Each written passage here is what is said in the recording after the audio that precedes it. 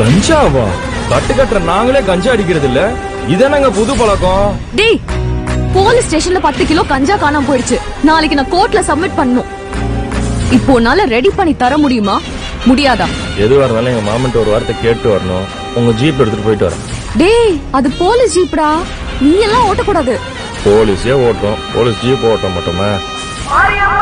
பூசாரி திருவிழாவில் இல்லைன்னா தெய்வ கூட்டமாக இருக்கும். நல்ல வேலை நீ கூப்பிட்டு வந்துட்டேன். கரெக்டான கைதுக்கு வந்துட்டாங்க. நல்ல ரெடியா நமக்காக கைது.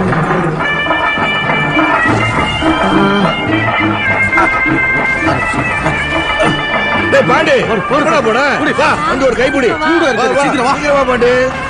புடி புடி புடி நல்லா சேர்த்து முடியா.